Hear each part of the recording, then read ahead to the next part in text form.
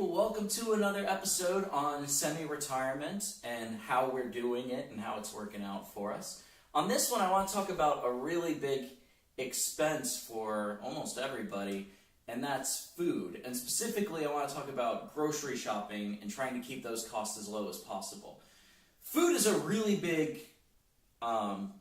concept as far as finances go, and there's how to store food and what food you're eating and how to cook it and all sorts of stuff. I'm going to talk about all that in another episode. For this one, I just want to talk about how to keep your costs at the grocery store as low as possible, techniques for that. And I think the big central idea here is to think of your food not as like one thing, one part of your budget, but like each individual thing that you're buying has a price per ounce on it, and your goal is to find the best place to buy each one of those things. So for potatoes, there's probably a particular store that's the best one to buy potatoes, and cheese, there's a best store, and milk or cereal or whatever it might be. You want to think of each food item separately, and when you build your list, what we do is we make a shopping list for each store where we're making the best purchases at each store.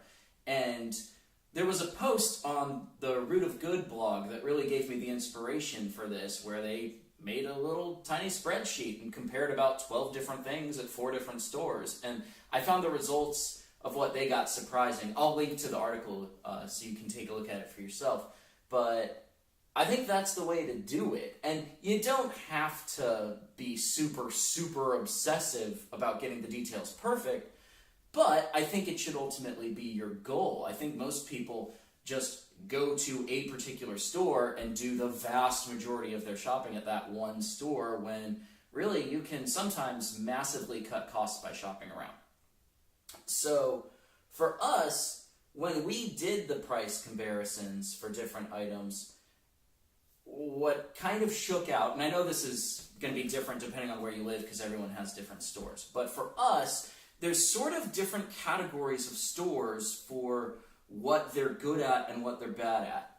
And the first category, I would say, is your store where you're just buying general, simple supplies, and you just want to keep those costs down because they don't have to be fancy. So stuff like potatoes and dry beans and those sorts of things.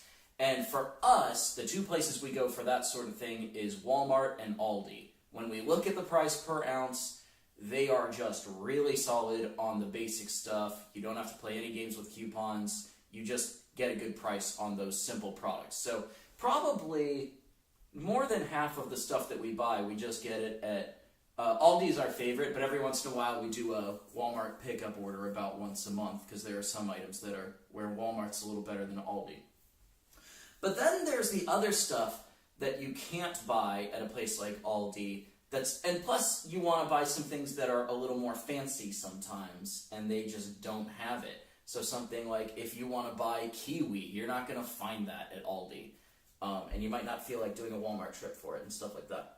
So you've got to sprinkle in a kind of fancier store for that sort of thing. And for us, our main fancy store that we hit is Publix.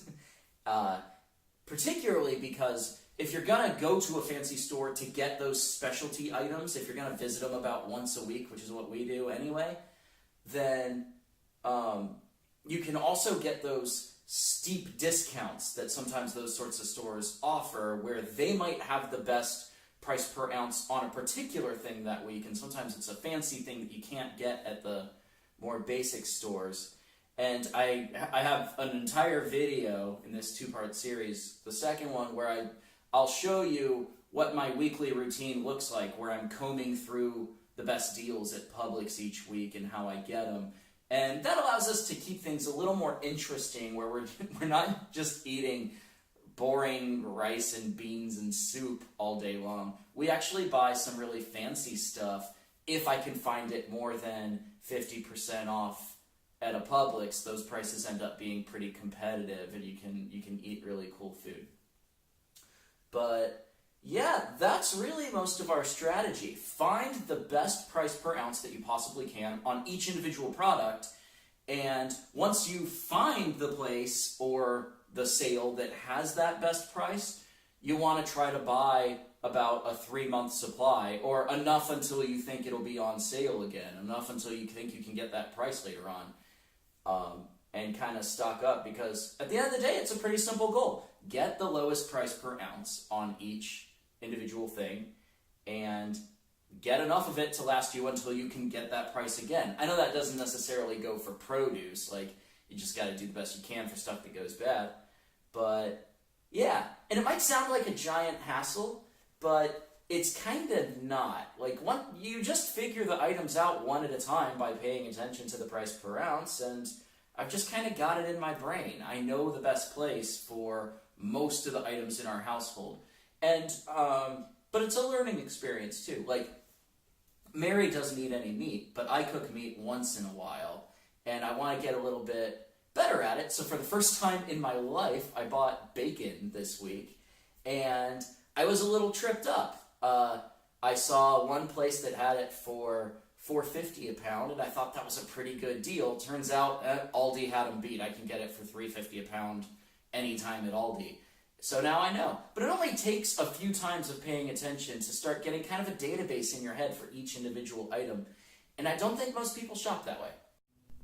Hey, so there's a few other things that I forgot to say on this one that I wanted to include. So, first of all, I didn't really mention international stores that much, but they're very handy, and even if they're maybe a 30-minute drive away, I think they deserve a place in your shopping list maybe once every quarter, every 2 months or so. We usually make kind of, especially if we have an errand in that area, if you can hit some of those Asian stores or Indian stores, they usually have incredible prices on a lot of dry goods, and sometimes things that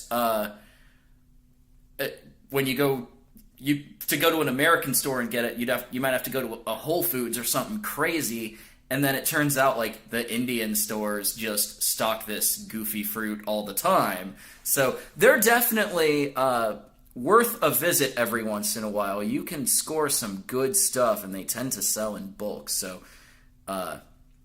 I would definitely work those into the list, but not go to them every week. And another point that I thought I should include is my experience is I would try to avoid stores that kind of try to do a little bit of everything. In my opinion, that usually just means that they don't have the best price on much of anything. And a big culprit of that, I'm going to point at places like Trader Joe's, Target.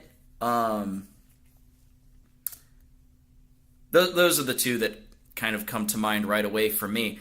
I feel like when I go to those places, they're not really amazing for any particular item. They're just good at having lots of kind of fancy stuff at kind of okay prices. And like if you could only go to one store and you weren't allowed to go to any other ones, like, yeah, Trader Joe's might be a pretty okay choice, or Super Target. But like, if I can spread out to several stores, the combination of Walmart and Publix and go into a international kind of store, those three combined are just going to demolish a jack-of-all-trades kind of place, in my opinion. So I just feel like those middle-of-the-road kind of stores don't really have a place for someone like me.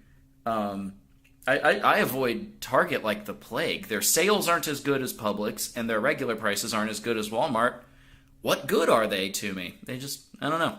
So I'd love to hear some of your ideas for strategies for trying to keep the groceries down.